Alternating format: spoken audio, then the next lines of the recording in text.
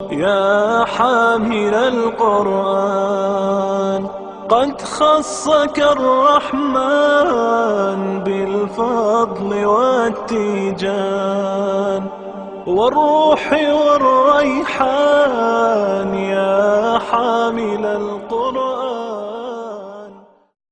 الحمد لله رب العالمين والصلاة والسلام على رسوله الكريم.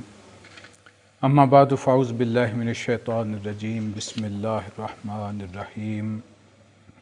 قالت الاعراب آمنا قل لم تؤمنوا ولكن قولوا اسلمنا ولما يدخل الایمان في قلوبكم وان تطیعوا اللہ ورسولہ لا یلتکم من اعمالکم شیئا ان اللہ غفور رحیم. انما المؤمنون الذین آمنوا باللہ ورسولہ ثم لم يرتابوا وجاهدوا باموالهم وانفسهم في سبيل الله اولئك هم الصادقون. صدق اللہ العظیم. رب اشرح لي صدری ویسر لي امری واحلل عقدۃ من لسانی یفقہوا قولی. آمین یا رب العالمین. عزیزان محترم، آج ہماری گفتگو حقیقت ایمان کے موضوع پر ہے. اگر میں آپ سے سوال کروں ایمان کسے کہتے ہیں، what is the definition of ایمان؟ اصطلاحاً ہم کہہ سکتے ہیں تصدیقم بما جاء بہ النبی، ان تمام امور کی تصدیق کرنا جو لے کر کے آئے اللہ کے رسول اور ہمارے لیے محمد رسول اللہ صلی اللہ علیہ وسلم. لیکن ایمان ہے کیا؟ ہاؤ ٹو ڈیفائن اٹ، اس کی حقیقت کیا ہے؟ ایمان کے دو درجے ہیں، اقرار باللسان، تصدیق بالقلب. یہ ایمان کے درجات ہیں. یہ بڑا مشکل سوال ہے. آپ کسی سے بھی پوچھیں گے تو وہ یہی کچھ جوابات دینے کی کوشش کرے گا. دیکھیے، ایمان ایک فکر کا نام ہے، ایک نظریے کا نام ہے. کسی بھی قوم کی زندگی کی صحیح معنوں میں اصلاح کی بنیاد اس قوم میں کام کرنے کا جذبہ، کسی بھی قوم میں اخلاق کی بیسس، اخلاق کی اساس، وہ نظریہ ہوتا ہے، وہ فکر ہوتا ہے جو اس کی رگ و پے میں سمایا ہوا ہوتا ہے. ایمان کے لفظی معنی ہے، یہ لفظ نکلا ہے الف میم اور نون کے مادے سے امن.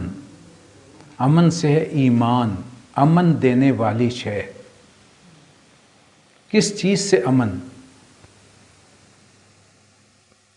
دیکھیے، دنیا میں جن قوموں کا بھی آپ جائزہ لیں گے کہ وہ تہذیب و تمدن کے عروج تک پہنچی، ان کے ہاں کچھ معاملات کے لیے، زندگی گزارنے کے لیے آپ کو نظر آتی ہیں کہ کچھ ان کے ہاں ویلیوز ہیں. ان ویلیوز کی بنیاد اس عقیدے یا اس نظریے پر ہوتی ہے جو وہاں موجود ہوتا ہے. مثال کے طور پہ آج کل اگر آپ دیکھیں تو مختلف قسم کے نیشنل ازمز ہیں، نظریہ قومیت جو ہمارے چاروں طرف نظر آتے ہیں. ان کی بنیاد پر وہ قومیں ترقی بھی کر رہی ہیں اور ان کے ہاں زندگی گزارنے کے کچھ مسلمہ اصول و ضوابط رائج ہیں جنہیں وہ کبھی توڑنے کے لیے تیار نہیں ہوتے. وہ نظریہ ہے اصل بنیاد جو ان میں وہ جذبہ پیدا کرتا ہے کہ ان میں آپس میں اتفاق و اتحاد بھی ہوتا ہے اور وہ ان ویلیوز پر بھی رہتے ہیں جو کہ ان کی پسندیدہ وہاں رائج ہوتی ہیں. مثال کے طور پہ جرمن قوم کو لے لیجئے. پچھلی صدی میں 2 مرتبہ جنگ عظیم اول، جنگ عظیم دوم اس ملک کی اینٹ سے اینٹ بجا دی گئی، تنہا کر دیے گئے. لیکن آپ نے دیکھا کہ جنگ عظیم اول کے بھی فوراً بعد اور جنگ عظیم دوم کے بھی تقریباً 10-12 سال کے بعد وہ پھر اتنے جذبے سے آگے آئے کہ دنیا کی اقوام کے شانہ بشانہ کندھے ملا کر کے جو وہ چلنا شروع کر دیا اور آج ترقی کی اوج ثریہ پر ہیں جو دنیا کی. اسی طرح مختلف اقوام عالم کو دیکھیں گے. یہود اسرائیل جسے ہم کہتے ہیں، ان کے ہاں ایک نسلی برتری کا جذبہ جو ہے کہ ہم انبیاء کی اولاد ہیں، ان میں آپس میں ایک اتفاق کی کیفیت، ایک اتحاد کی کیفیت، اور آپ دیکھیں اس وقت دنیا پر وہ چھائے ہوئے ہیں، حالانکہ منشا شہود پر نہیں ہے، سامنے نہیں ہے، چھپے ہوئے ہیں، لیکن ہر کوئی جانتا ہے کہ اس وقت دنیا میں حقیقت میں ان کا طوطی بول رہا ہے۔ یا ایک نظریہ ہے لنگول نیشنلزم کا، ایک زبان کے لوگ، ایران میں دیکھ لیجئے، یک زبان، یک مذہب، یک نسل، لہٰذا ان میں آپس میں اتفاق، اتحاد اور جڑ کے رہنا، اور وہ پیرامیٹرز ان کے ہاں موجود ہونا، اخلاق کی بنیادیں موجود ہونا، وہ موجود ہیں۔ لیکن جب بھی اس قسم کے جو نظریات اور عقائد ہیں وہ ایک محدود اخلاق کی بنیاد بنتے ہیں، اپنی قوم کی حد تک، اپنے لوگوں کی حد تک۔ جیسے آپ دیکھیں گے کہ برطانیہ میں مثال کے طور پر آپ دیکھیں گے کہ سچ بولنا بڑی اہمیت کا حامل ہے، اور اپنی قوم کے لوگوں سے کبھی وہ جھوٹ نہیں بولتے، ان کے لیڈر ہوں یا عوام الناس میں آپس میں ہوں، ایک دوسرے کو دھوکہ نہیں دیں گے، بلکہ تجارت میں دوسروں کو بھی دھوکہ نہیں دیتے، اس لیے کہ وہ اپنا وہ بھرم جو ہے اس بنیاد پر قائم رکھتے ہیں کہ ہم ایک خاص ریس سے، خاص علاقے سے، خاص زبان کے لوگ ہیں، اور ہمیں وہ اخلاقی روایات موجود ہیں۔ لیکن اپنے ملک سے باہر دوسروں پر انہیں ظلم کرتے ہوئے کوئی عار محسوس نہیں ہوتا۔ وہی انگریز جو ہیں، اپنے ہاں ان کے اتنے اخلاقیات کی پابندیاں ہیں، لیکن پورا کشمیر 75,000 سکے نانک شاہی کے عوض وہ ڈوگروں کے ہاتھوں فروخت کر گئے، جس پر علامہ اقبال کے وہ الفاظ آئے تھے کہ قوم فروختند وچے ارزاں فروختند۔ لیکن اس کے برعکس ایک نظریہ ہے اسلام کا، جو عالمی اخوت، مساوات اور آزادی کا درس دیتا ہے۔ ایک اللہ، ایک قرآن، ایک رسول اور آخرت پہ یقین کا جو ہے وہ اصول ہمارے سامنے رکھتا ہے، اور اس کی بنیاد پر جو اخلاق وجود میں آتا ہے اس کی مثال دنیا میں کہیں نہیں ملتی۔ جب حقیقتاً یہ دین موجود تھا، نافذ تھا، تو اس کے بہت سے واقعات جو ہیں موجود ہیں، اور یہ اصل میں کیا ہے؟ وہ بنیادی عقیدہ، ڈوگما نہیں، جیسے کہ عیسائیوں کے ہاں کہ بس مان لو 3 in 1 1 in 3 اور تم بخشے بخشائے ہو، اب چاہے وہ سمجھ میں آئے یا نہ آئے۔ اس کے برعکس ایمان ایک مخصوص جو ہے وہ سامنے فکر رکھتا ہے جس کی کچھ بنیادیں ہیں، اور آپ جانتے ہیں کہ 3 چیزیں، 3 ایمانیات ہمارے ہاں مشہور ہیں، اور وہی اصل میں بنیاد ہے۔ ایمان باللہ یعنی توحید، ایمان بالآخرہ یعنی معاد، ایمان بالرسالت رسولوں پر ایمان، اور بالخصوص محمد رسول اللہ صلی اللہ علیہ وسلم پر۔ یہ ایمان امن سے نکلا تو کس شے سے امن؟ حقیقت میں چند بنیادی سوالات ہیں، اگر وہ انسان کے ذہن میں اٹھ کھڑے ہوں تو اس کے اندر ایک بے چینی، اور جب تک کہ ان سوالوں کا جواب اسے نہ مل جائے اسے چین سے نہیں بیٹھنے دیتے۔ سب سے سر فہرست کہ اس دنیا کی حقیقت کیا ہے؟ یہ سرزمین جس میں میں رہ رہا ہوں، یہ زمین و آسمان، یہ چاند ستارے، یہ کہکشائیں چاروں طرف مجھے نظر آ رہے ہیں، اس کی اصل حقیقت کیا ہے؟ کیا یہ ہمیشہ سے ہے اور ہمیشہ رہے گی، یا ایک مخصوص وقت پر یہ وجود میں آئی اور اس کو کریٹ کیا، کسی نے تخلیق کیا؟ پھر میں خود جو اس دنیا میں موجود ہوں، میری اپنی حقیقت کیا ہے؟ کیا میرا اس سے پہلے بھی کوئی وجود تھا، میری پیدائش سے پہلے؟ اور پھر یہ میں پیدا ہوا اور اس کے بعد جوانی تک پہنچا، بڑھاپا آیا، اس دنیا سے رخصت ہوا، تو کیا اس دنیا سے رخصت ہونے کے بعد بھی کوئی حقیقت ہے؟ میں کیسے طے کروں کہ کون سا عمل، کون سی شے خیر ہے، کیا شر ہے؟ علم کی حقیقت کیا ہے؟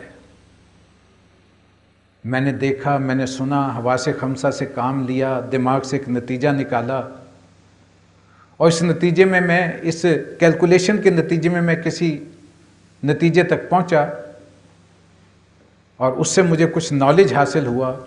کیا نالج صرف یہی ہے؟ علم سے ہی یہ صرف یہی ہے، یا اس سے علاوہ بھی کوئی علم کے سورسز ہیں؟ یہ سارے وہ سوالات ہیں جو اگر انسان کے ذہن میں اٹھ کھڑے ہوں تو یقیناً جب تک کہ وہ اس کا جواب حاصل نہیں کر لیتا چین سے نہیں بیٹھتا۔ اس کی بہت سی مثالیں دنیا میں موجود ہیں۔ سب سے بڑی مثال اگر میں آپ کے سامنے رکھوں تو گوتم بدھ ایک بڑی معروف شخصیت ہے۔ وہ گلی میں سے گزرتا تھا، سڑکوں پر سواری اس کی نکلتی تھی، اور یہ نوٹ کر لیجئے کہ ایک راجا کا بیٹا، کپل وستو کا شہزادہ، ولی عہد، یعنی باپ کے بعد عنان حکومت اس کے ہاتھ میں آنے والی ہے، نئی نئی شادی ہوئی ہے، سال ڈیڑھ سال گزرا ہے، اللہ نے بیٹا بھی عنایت کر دیا۔ اب آپ سوچئے کہ جو کچھ تمنا ہوتی ہے انسان کی اس دنیا کی زندگی میں حاصل کرنے کی، سب کچھ اسے حاصل ہے۔ اقتدار، مال و دولت، وجاہت، عزت، اولاد، بیوی، یعنی ہر شے جو انسان تصور کرتا ہے کہ میرے پاس یہ ہونا چاہیے، سب کچھ موجود ہے، اور اس کے ساتھ جاہ و حشم بھی ہے، پروٹوکول بھی مل رہا ہے۔ اور وہ سواری پہ نکلتا تھا، آگے آگے جو ہیں وہ گھوڑ سوار جا رہے ہیں، ہٹو بچوں کی صدائیں آ رہی ہیں، اور وہ دیکھتا ہے کہ ایک اندھا ہے سڑک کے کنارے، وہ کراس کرنے کی کوشش کر رہا ہے، ٹھوکر لگتی ہے، گر جاتا ہے۔ اس نے سواری رکوائی اور اسے جا کے سہارا دیا، اسے سڑک کے پار اتارا، اور وہ سوچ رہا ہے کہ یہ اندھا کیوں ہے؟ ہم تو دیکھ رہے ہیں، یہ دیکھ نہیں سکتا۔ ایک دن رستے سے گزرتے ہوئے ایک والدہ کو دیکھا، ماں اور باپ، ایک شیرخوار بچہ ان کی گود میں ہے، سخت بیمار ہے، دم توڑ رہا ہے۔ اب وہ اس کے پاس جا کر کے بیٹھ گیا اور غور و فکر کر رہا ہے کہ آخر یہ کیوں اسے موت، ابھی تو بچہ ہے، موت اس کے سر پہ سوار ہے، ماں باپ رو رہے ہیں، یعنی چاروں طرف اسے نظر آ رہا ہے کہ ایک دکھ کی فضا ہے۔ اور اس کے بعد آپ سوچئے کہ اس نے سب کچھ چھوڑ دیا، محل چھوڑا، بیوی بچے چھوڑے، اور ایک رات چپکے سے جنگلوں کی راہ لی۔ نہ جانے کہاں کہاں دھکے کھائے ہوں گے، کن کن رشیوں منیوں کی صحبت میں رہا، اسے کیا ملا کیا نہیں ملا یہ چھوڑ دیجئے، یہ ہمارا سبجیکٹ نہیں ہے آج کا۔ لیکن ذرا سوچئے کہ محض ان چند سوالات کے اٹھ کھڑے ہونے پر اس کا سارا چین اور سکون چھن گیا۔ عام حالات میں ایسا نہیں ہوتا۔ ہم سب عام طور پر جو ہمارا رویہ ہے، جو کچھ کے معاشرے میں سوچا سمجھا جا رہا ہے، کچھ تصورات، نظریات جو ہیں وہ فضا میں موجود ہیں، انہیں تسلیم کر کے انسان غیر شعوری طور پر ہی تسلیم کر کے زندگی گزارنا شروع کر دیتا ہے۔ لیکن کچھ لوگ ہوتے ہیں ایسے ذہین و فطین، طبیعت کے حساس، ان کے اندر جب یہ سوالات اٹھتے ہیں تو جب تک وہ ان کے جواب حاصل نہ کر لیں، اس وقت تک وہ چین سے نہیں بیٹھ سکتے۔ یہ وہ سوالات ہیں جن کے کچھ جوابات تو فلسفیوں نے دیے، اور اس کا بنیادی تعلق علم فلسفہ ہی سے ہے۔ انہوں نے جو کچھ کہا کہ ہمارے نزدیک، ہماری سوچ کے مطابق یہ کائنات کی حقیقت یہ ہے، ہماری حقیقت یہ ہے، وغیرہ وغیرہ، جو کچھ بھی انہوں نے سوچا، لیکن آخر میں وہ یہ کہتے ہیں کہ جو کچھ ہم نے سوچ بچار کے بعد اخذ کیا وہ علم آپ کے سامنے رکھ دیا، لیکن ہم نہیں کہہ سکتے کہ یہ حقیقت ہے یا نہیں ہے۔ ہمارے خیال میں ایسا ہے، ہو سکتا ہے کل کو اس سے مزید مؤکد دلائل کے ساتھ کوئی بات سامنے آ جائے، لیکن ہمیں نظر آتا ہے تاریخ انسانی میں کچھ شخصیتیں جو انبیاء یا رسول کہلاتی ہیں، انہوں نے بھی ان سوالات کے جواب دیے، لیکن انہوں نے جو جوابات دیے ان کی بنیاد انہوں نے اپنی سوچ اور فکر کو، اپنے تذکر و تفکر کو نہیں قرار دیا، بلکہ انہوں نے یہ کہا کہ ہمیں وحی کے ذریعے سے ان سوالات کے جواب ملے ہیں اور وہ یہ ہیں، اور یہ حتمی ہیں، یہ حتمی ہیں، ان میں کوئی تبدیلی ممکن نہیں ہے، یہی حقیقت ہے، یہ بلکہ کہنا چاہیے کہ حقیقت الحقائق یہی ہے۔ انہوں نے جو کچھ کہا اس کے مطابق کہ یہ کائنات نہ ہمیشہ سے ہے نہ ہمیشہ رہے گی، بلکہ یہ ایک مخصوص وقت پر وجود میں آئی اور وجود میں لانے والی ایک ہستی ہے جو علی کل شیء قدیر ہے، بکل شیء علیم ہے اور عزیز الحکیم ہے، وہ کمال قدرت کی حامل ہے، اور وہی ہے جو ہمیشہ رہنے والی ہے۔ یہ کائنات مخصوص وقت پہ وجود میں آئی، اس کے وجود بخشنے سے وجود میں آئی، اور ایک دن جب وہ چاہے گا اس کی بساط لپیٹ دی جائے گی۔ تمام اچھی صفات اور اسماء صرف اسی ذات کے لیے مخصوص ہیں، اور وہ وحدہ لا شریک ہے، وہ اکیلا ہے، یکتا ہے، اسی نے اس کائنات کو وجود بخشا ہے۔ اب اسے ہم جمع کریں تو معلوم ہوگا کہ اس کا نام ہے ایمان باللہ۔ ہیں انہی سوالات کے جوابات۔ یہ کائنات بھی، یہ سرزمین بھی، اور اس میں رہنے والی مخلوقات بھی، وہ بھی اسی کی کریٹڈ ہیں، اسی کی مخلوق ہیں، اور ایک دن آئے گا کہ یہ سارے انسان مرنے کے بعد دوبارہ اٹھائے جائیں گے، اس کائنات کی بساط بھی لپیٹ دی جائے گی، اور تمام انسان آدم سے لے کے آخری انسان تک جتنے پیدا ہوں گے وہ دوبارہ اٹھائے جائیں گے، ان کا حساب کتاب ہوگا، اور وہ جو اس نے پیرامیٹرز طے کیے ہیں کہ یہ شر ہے اور یہ خیر ہے، جو انسان کی سرشت میں رکھ کے جو اسے پیدا کیا گیا ہے، ان کی بنیاد پر اس کا حساب کتاب بھی ہوگا، اور پھر نتیجہ بھی نکلے گا یا جزا کی شکل میں یا سزا کی شکل میں، یا اچھا اجر یا سزا کی شکل میں برا اجر سامنے آئے گا۔ اور اسے ہم سب کو جمع کریں تو یہ ایمان بالآخرت ہو جائے گا۔ گویا کہ ان سوالوں کے جوابات پر ہی ایمان باللہ اور ایمان بالآخرت کا انحصار ہے، اور یہ عقیدہ جب انسان کے اندر راسخ ہو جائے تو ایک تیسری شے، دیکھیے ایمان، تینوں ایمانیات جیسے ہم ایمان باللہ، ایمان بالآخرہ، ایمان برسالت کہتے ہیں، ان کا آپس میں بڑا گہرا تعلق ہے، یہ مربوط ہیں ایمانیات۔ اصل ایمان تو ایمان باللہ ہے، ایمان بالآخرت کیا ہے؟ اللہ تبارک و تعالیٰ کی صفت عدل کا ظہور۔ اچھا، یہ امتحان اب ذرا سوچئے کہ اگر انسان کو یہاں بھیجا گیا اس کائنات میں، اور اس کی بساط لپیٹی جائے گی، اسے اٹھایا جائے گا، اور اس کو جزا اور سزا سے واسطہ پڑے گا، تو آپ جانتے ہیں کہ جزا اور سزا کسی امتحان کی شکل میں جو ہے وہ وجود میں آتے ہیں، اور یہ فلسفہ قرآن مجید نے ہمارے سامنے رکھا کہ یہ زندگی ایک امتحان ہے۔ خلق الموت والحیات لیبلوکم ایکم احسن عملا، ہم نے تخلیق کیا موت کو اور زندگی کو، اور اس لیے کیا تاکہ تمہیں آزمائیں، پرکھیں، جانچیں تم میں سے کون ہے جو اچھے اعمال کر کے واپس لوٹتا ہے۔ اور امتحان جب لیا جاتا ہے تو اس سے پہلے کچھ پڑھایا بھی جاتا ہے، ورنہ امتحان کاہے کا؟ یہ امتحان کی بنیادیں کیا ہیں، بیسس کیا ہیں؟ امتحان، اگر ہمیں امتحان میں اللہ تبارک و تعالیٰ نے ڈالا ہے تو ہمیں کیا عطا کیا جس کی بنیاد پر امتحان لیا جائے گا؟ ان خلقنا الانسان من نطفۃ امشاج نبتلیہ فجعلناہ سمیعا بصیرا۔ ہم نے انسان کو تخلیق کیا ملے جلے نطفے سے تاکہ اسے جانچیں پرکھیں آزمائیں، اور اس کے لیے ہم نے اسے سماعت دی، بصارت دی،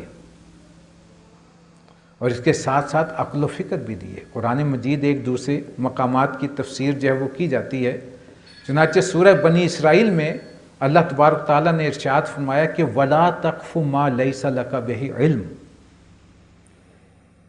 دیکھنا ہے مسلمانوں، کسی ایسی بات کے پیچھے مت لگنا، کوئی ایسا عمل اختیار مت کرنا جس کے لیے تمہارے پاس علم سے بنیاد نہ ہو، دلیل موجود نہ ہو تمہارے سامنے۔ اور اگلی بات ہے ان السمع والبصر والفؤاد کل اولئک کان عنہ مسئولا۔ یاد رکھنا، یہ خبردار کرنا ہے اللہ تبارک تعالیٰ کی طرف سے کہ تمہاری حواس خمسہ، سمع و بصر جب قرآن مجید انسان کے لیے استعمال کرتا ہے تو مفسرین کا تقریباً اجماع ہے اس بات پر کہ یہ دو صلاحیتیں کیونکہ بیسک ہیں، تو ان سے مراد ہے تمام حواس خمسہ جو انسان کو دیے گئے، یا جو بھی احساسات اسے اللہ تبارک و تعالیٰ نے عطا فرمائے، اور اس کے ساتھ فؤاد۔ عام طور پر فؤاد کا ترجمہ دل سے کیا جاتا ہے۔ فؤاد کا لفظ فائدہ سے آیا ہے، فائدہ عقل سے بھی ہوتا ہے اور جذبات سے بھی، انسان کے جو ہے وہ جو سمجھ بوجھ اللہ نے تفقع سے عطا فرمایا اس سے کے ذریعے سے بھی ہوتا ہے۔ تو یہاں وہ تمام چیزیں مقصود ہیں اور مطلوب ہیں جو دونوں شکل میں آتی ہیں کہ عقل و فکر بھی اور وہ سمجھ بوجھ کی صلاحیت بھی اللہ تعالیٰ نے انسان کو عطا فرمائی ہے۔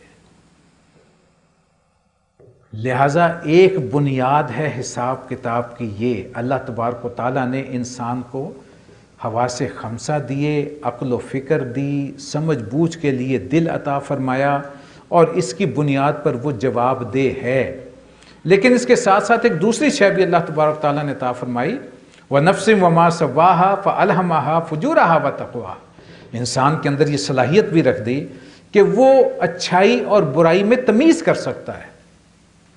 جب بھی کوئی انسان کوئی ایسا عمل کرنا چلے جو درست نہیں ہے، اس کے اندر سے کوئی شے پکارتی ہے کہ تم غلط کر رہے ہو، جیسے ہم عرف عام میں کہتے ہیں ضمیر،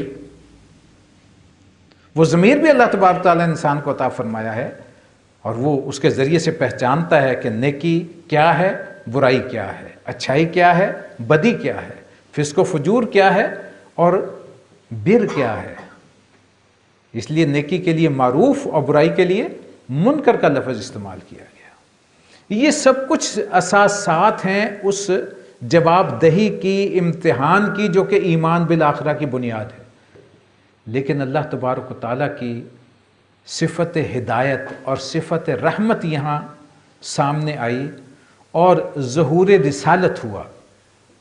اللہ نے انسانوں کے لیے دو رخ سے یہ بات سامنے رکھی کہ ایک تو اس پہ مہربانی کی تاکہ اس امتحان کو آسان بنا دیا جائے، اور اس کے سامنے ایک نمونہ آ جائے عملی تاکہ اسے فالو کر کے وہ اپنے اس امتحان کو آسان کر لے۔ اپنے انبیاء کو بھیجا، رسولوں کو بھیجا، اور پھر بھیجا اختتام پر محمد رسول اللہ صلی اللہ علیہ وسلم کو، اور آپ کے ذریعے سے کامل ہدایت جو کہ فرشتے لے کر کے آتے تھے وحی کے ذریعے سے، یعنی کہ القرآن، وہ بھی نازل فرمایا، اور ہمارے لیے قرآن اور سنت کا ایک ذخیرہ سامنے رکھ دیا کہ یہ ہے عملی نمونہ، اور یہ ہے قرآن مجید جس میں یہ ساری ہدایت لکھی ہوئی ہے۔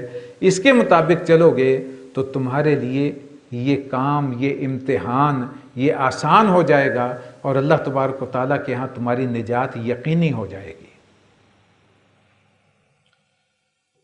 لیکن اس کے ساتھ ساتھ اسی کے ذریعے سے دوسرا رخ اس کا یہ ہے کہ اتمام حجت بھی کر دیا گیا۔ جس تک پیغام پہنچ گیا محمد رسول اللہ صلی اللہ علیہ وسلم پر، اس پر حجت قائم ہو گئی۔ وہ اللہ کے دربار میں کھڑا ہو کر کے، اس کی عدالت میں کھڑا ہو کر کے یہ نہیں کہہ سکے گا کہ اللہ ہمیں معلوم نہیں تھا کہ نیکی کیا ہے اور برائی کیا ہے اور عمل درست کیسے کرنا چاہیے۔ اب دیکھیے یہ قرآن آیا لے کر کے کون آیا؟ جبریل علیہ السلام، بذریعہ وحی نازل ہوئی قلب محمد علیہ صاحب صلاۃ والسلام پر، اور آپ کے ذریعے سے قرآن ہم تک پہنچا، آج کتابی شکل میں بھی موجود ہے۔ ایمان برسالت کیا ہے؟ فرشتوں پر ایمان، وحی پر ایمان، کتابوں پر ایمان، رسولوں پر ایمان، ان ساری چیزوں کو جمع کریں گے تو یہ ایمان بالرسالت ہے۔ اس لیے جب اصطلاحاً ہمارے ہاں لفظ استعمال ہوتا ہے تو ہم یہ کہتے ہیں کہ ایمان کس شے کا نام ہے؟ تصدیقم بما جاء بہ النبی، جو کچھ کہ نبی صلی اللہ علیہ وسلم لے کر کے آئے اس کی تصدیق کرنا۔ قرآن کی تصدیق کس کے ذریعے سے آیا؟ قرآن کا پیغام کیا ہے؟ اللہ پر مانو، اللہ پر ایمان رکھو، اللہ پر یقین رکھو، وہ خالق حقیقی ہے، وہ مالک حقیقی ہے۔